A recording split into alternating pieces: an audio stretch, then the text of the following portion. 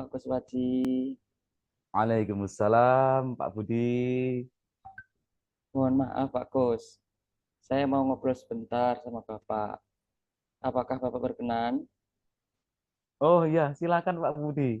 Santai aja, santai aja. Terima kasih Pak Kus. Gimana ya Pak? Saya kok merasa punya beban yang berat nih dalam pembelajaran di kelas. Saya ingin terlepas dari beban itu, tapi kok belum menemukan pemecahannya. Oh, sebentar. Wah, nada-nadanya ini kok kayak serius begitu ya? Beban itu memang betul saya rasakan Pak. Dan saya berharap ketemu Pak Kus ini akan menemukan pemecahannya. Dengan senang hati jika saya nantinya bisa membantu Pak Budi.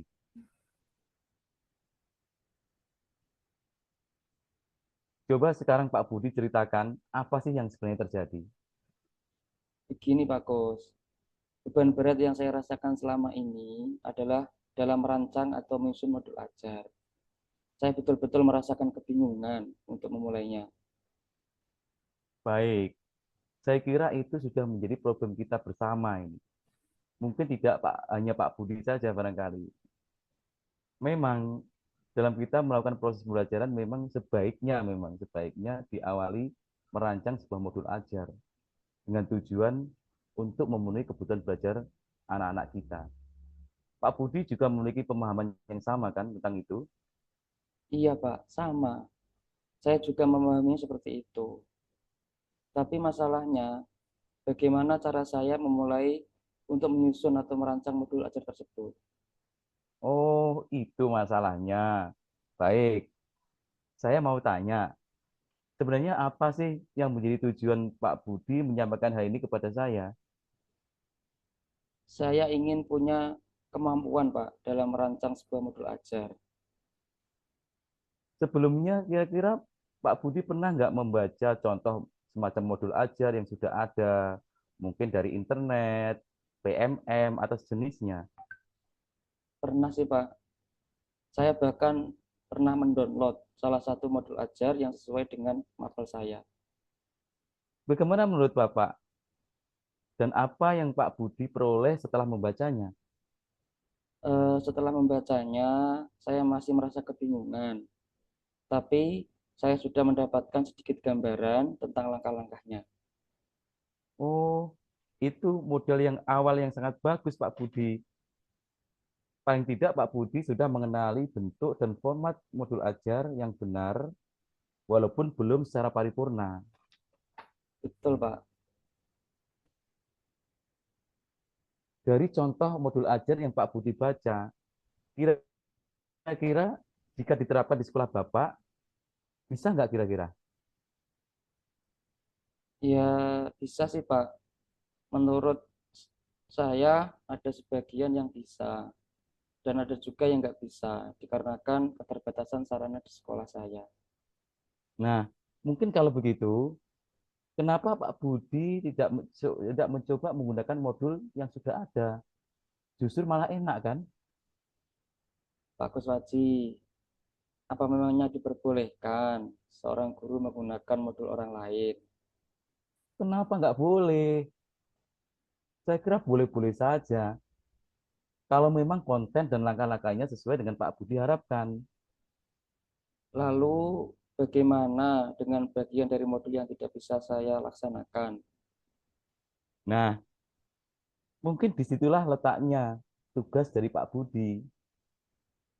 Bagaimana bagian yang tidak bisa itu menjadi bisa kalau diterapkan di sekolah Pak Budi. Mungkin Pak Budi paham kan dengan yang saya maksudkan? Ya, Pak Kus, saya mulai paham. Artinya, saya bisa menggunakan modul yang sudah ada itu dengan menyesuaikan kondisi di sekolah saya. Iya, ya, Pak. Saya kok tidak kepikiran seperti itu. Nah, kalau seperti itu, kira-kira sekarang gimana perasaan Pak Budi? Perasaan saya merasa lega, Pak. Lebih Sepertinya lebih separuh enteng ya? beban, betul, Pak. Separuh beban yang saya rasakan itu sudah menghilang, Pak. Oh, Saya luar biasa. mempraktekannya saja. Alhamdulillah kalau gitu. Setelah ini kira-kira apa rencana Pak Budi selanjutnya? Saya berencana mengadaptasi beberapa modul ajar yang sudah ada. Mungkin dengan cara mendownload di internet atau di PMM yang sesuai dengan mapel dan kelas yang saya ampu. Wah, langkah yang bagus itu. Kira-kira kapan Pak Budi bisa laksanakan itu semua? Insya Allah secepatnya, Pak Kus. Karena saya berkepentingan untuk segera menghasilkan sebuah modul ajar yang bisa saya terapkan saat saya mengajar nanti. Saya sangat mendukung sekali keputusan Pak Budi. Luar biasa. Karena memang jika ditunda lagi, mungkin semangat yang sudah ada bisa hilang kembali loh Pak Budi. Kalau nggak secepatnya dilaksanakan. Terima kasih, Pak Kus. Syukurlah, Alhamdulillah sekarang Pak Budi mempunyai semangat untuk menghasilkan modul ajar dengan cara mengadaptasi. Itu menjadi langkah awal yang bagus bagi Pak Budi dalam menyusun modul ajar. Semangat kedepannya adalah bagaimana cara Pak Budi mampu merancang dan menyusun modul ajar secara mandiri. Benar, Pak Kus. Dan itu menjadi semangat saya berikutnya. Saya akan terus belajar untuk mengejar dan mencapai hal itu, Pak. Luar biasa semangat Pak Budi. Saya acungi jempol ini.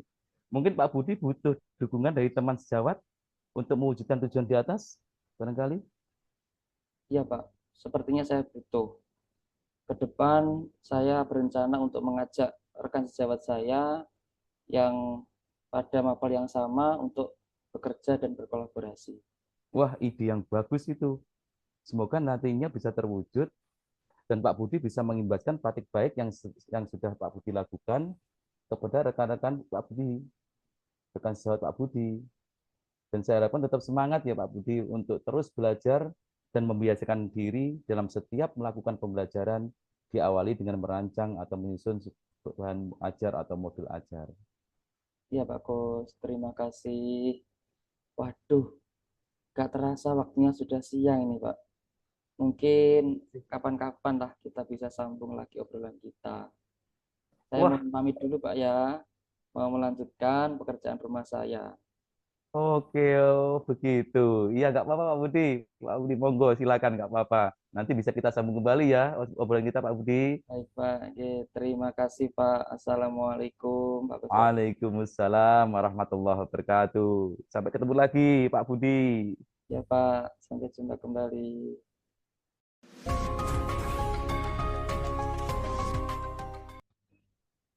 Assalamualaikum Pak Budi. Waalaikumsalam, Pak Darto. Apakah Pak Budi mempunyai waktu luang untuk hari ini? Ada apa ya, Pak? Saya lihat sepertinya Bapak kok wajahnya agak murung ini. Tidak bersemangat seperti biasanya gitu. Bagaimana, Pak? Ada yang bisa saya bantu? Mohon maaf Pak ya, saya jadinya mengganggu waktu Bapak. Oh, tidak apa-apa, Pak. Santai saja. Ini Pak, saya mau curhat tentang masalah saya. Apakah Pak Budi bisa membantu saya? Dengan senang hati, Pak. Kira-kira apa yang bisa saya bantu ini? Sebenarnya saya hanya ingin mendapatkan solusi atau pemecahan masalah yang sedang saya hadapi Pak. Masalahnya apa ya, Pak? Coba bisa Bapak ceritakan apa yang sedang Bapak rasakan. Mungkin bisa saya bantu nanti. Bapak ingat atau tidak ya, beberapa hari yang lalu pengawas sekolah melakukan supervisi di kelas. Waktu supervisi itu saya mendapat teguran dari beliau. Bagaimana bisa, Pak? Lalu apa yang membuat Bapak mendapat teguran dari pengawas sekolah? Kalau menurut saya pribadi, sebenarnya masalahnya sepele, Pak. Tidak serius. Oh gitu. Tidak seriusnya itu yang seperti apa, Pak ya? Pengawas sekolah mengkritik tentang proses pengajar saya, Pak. Oh, proses mengajar yang bagaimana, Pak? Kok sampai dikritik gitu? Kalau boleh tahu, apa, Pak? Gimana? Beliau seperti keberatan waktu saya mengajar. Tidak memakai buku teks. Oh, lalu bagaimana tanggapan Bapak dengan respon dari pengawas sekolah tersebut? Saya sejujurnya menyampaikan kepada beliau. Kalau selama ini saya mengajar, saya menggunakan berbagai sumber. Bisa dari buku referensi perpustakaan.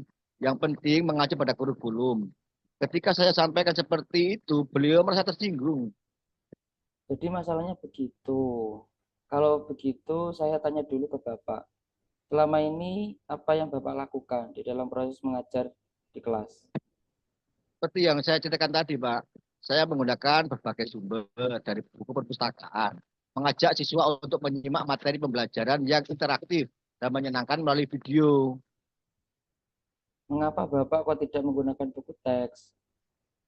Menurut saya, sumber belajar yang saya gunakan ini sudah memudahkan siswa, juga termotivasi dan mengacu pada kurikulum, Pak.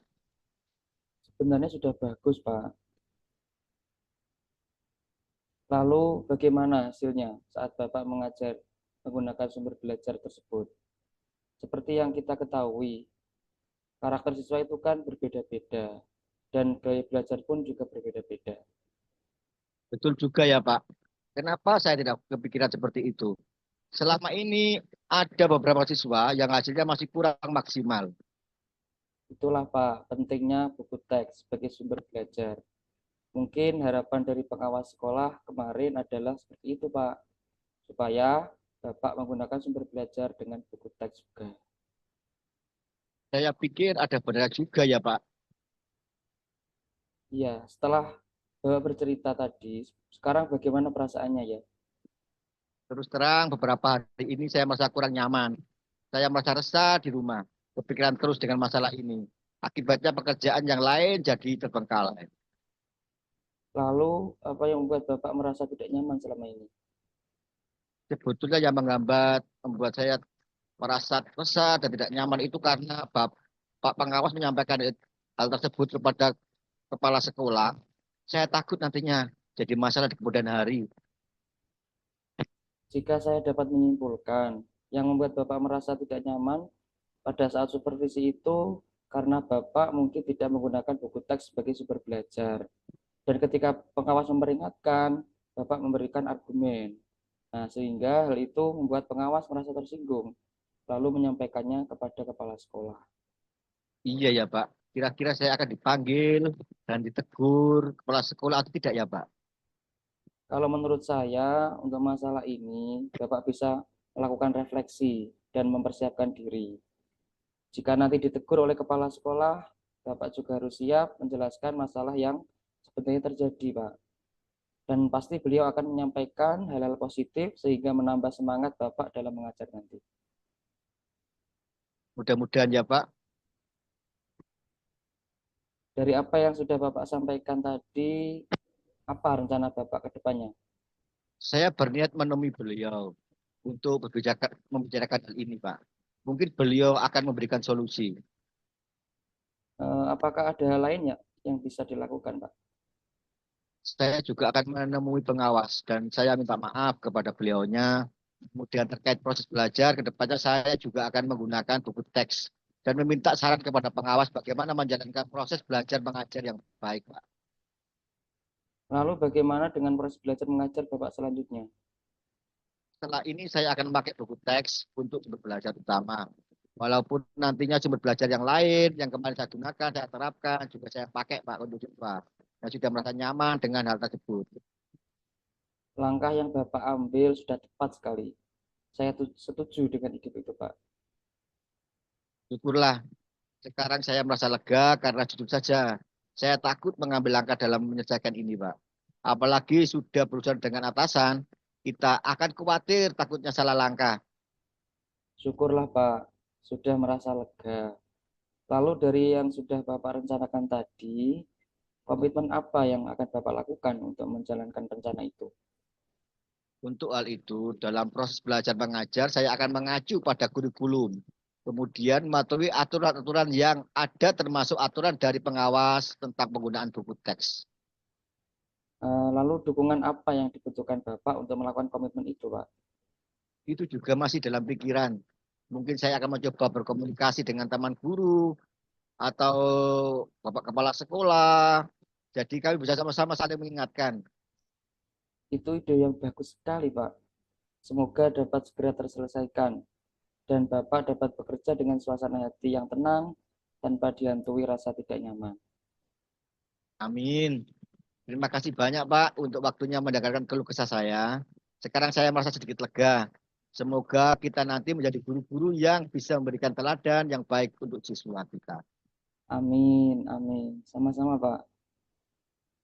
Maaf Pak, kebetulan saya ada janji dengan siswa. Mereka akan mengumpulkan tugas. Saya pamit ke ruangan saya ya Pak. Iya, Pak. Monggo, silakan. Terima kasih. Salam sehat dan bahagia Bapak. Sama-sama, Pak. Terima kasih kembali. Assalamualaikum Pak. Waalaikumsalam.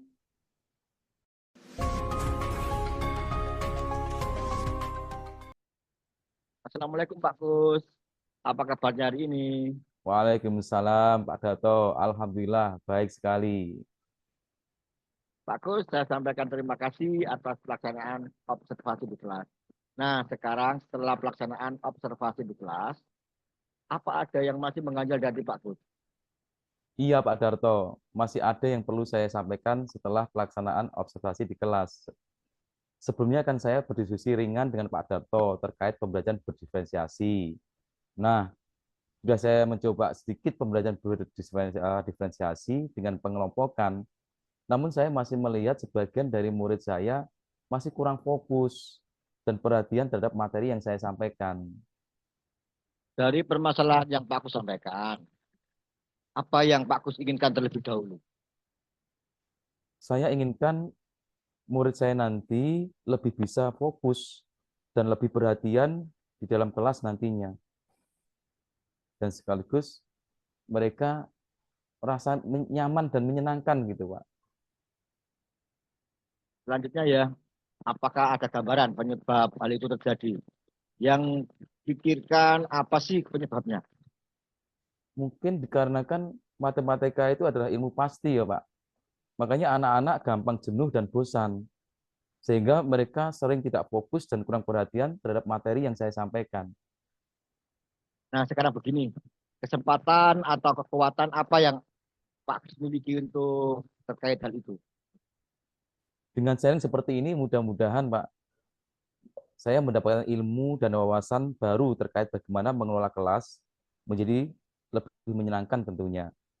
Di samping saya pribadi adalah orang yang mau belajar dan berproses, sehingga tentunya saya harus mampu untuk belajar dari teman guru yang lain yang telah mengelola kelasnya dengan baik, nyaman, dan menyenangkan. Jadi begitu ya, bagus sekali Pak Kus. Dari tujuan yang sudah diuraikan tadi, kalau bisa diukur nih, skala 1 sampai 10, di mana posisi Pak Kus dan yang Pak Kus rasakan saat ini? Mungkin ya Pak, kalau saya boleh mengukur diri ya Pak, mungkin baru mencapai skala 7 Pak.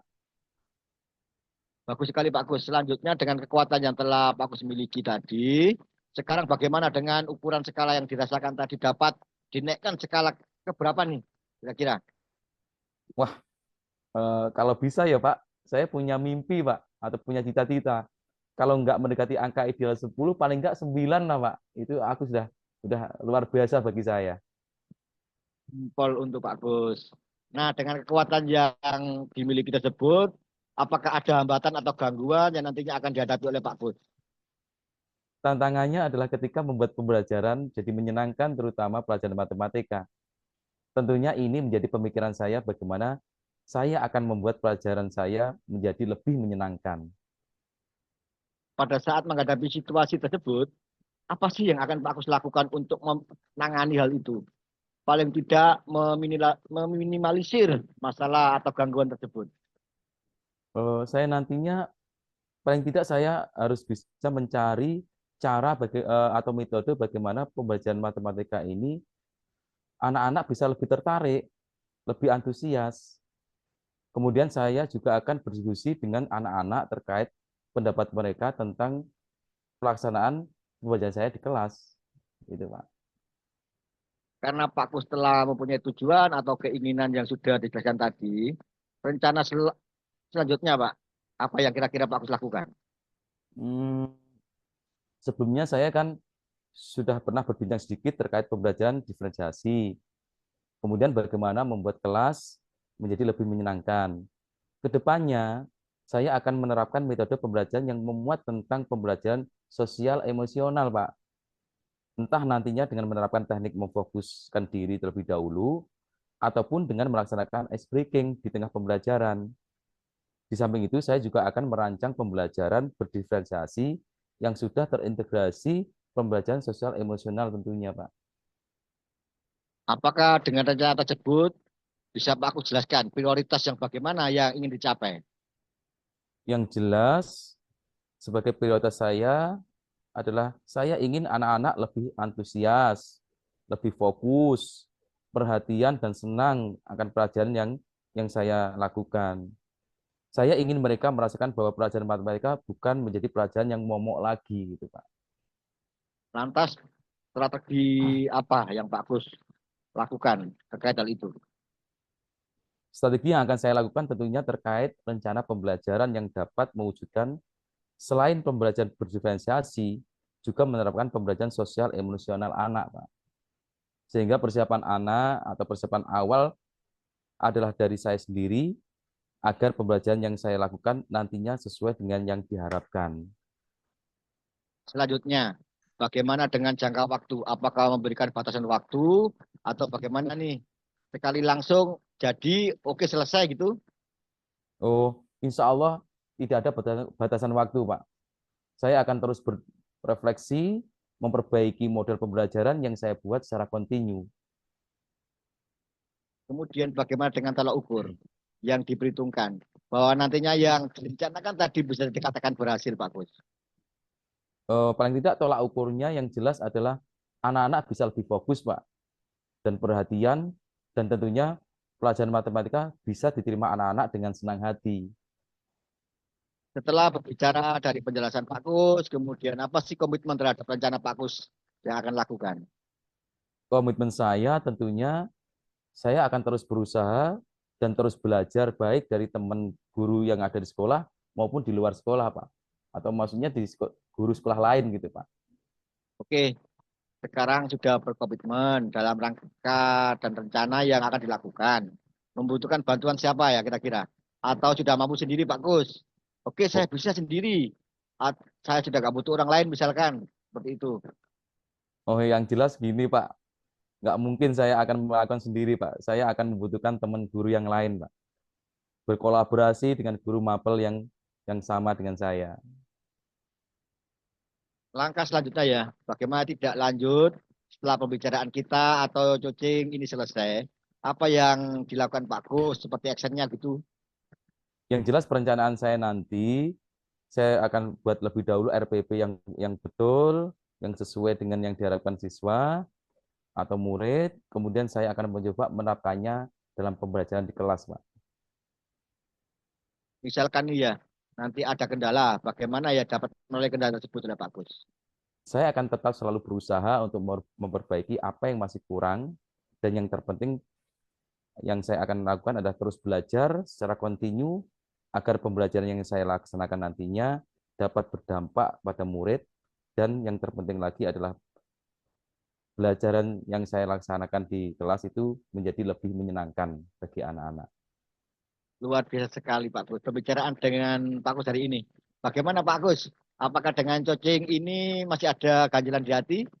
Alhamdulillah, dengan coaching hari ini, setelah membuka cakrawala ilmu saya, dan nantinya saya akan dapat implementasikan di kelas, Pak.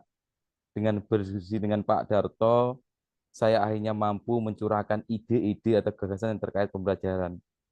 Sehingga apa yang saya harapkan terkait pembelajaran yang menyenangkan bagi anak akan tercapai tentunya. Amin. Oke, sebelum kita menutup sesi ini, apa ya yang bisa dirasakan oleh Pak Gus? Mungkin kesimpulan atau refleksi dari pembicaraan kita hari ini.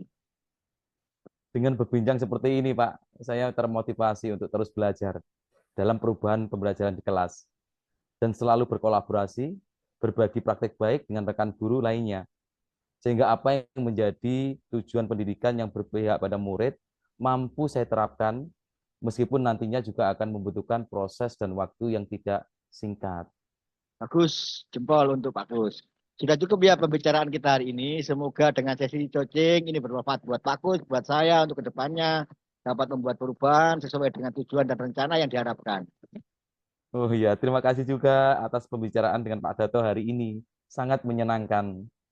Terima kasih kembali Pak Gus. Sampai jumpa lagi. Assalamualaikum warahmatullahi wabarakatuh. Waalaikumsalam warahmatullahi wabarakatuh. Pak Darto, terima kasih banyak.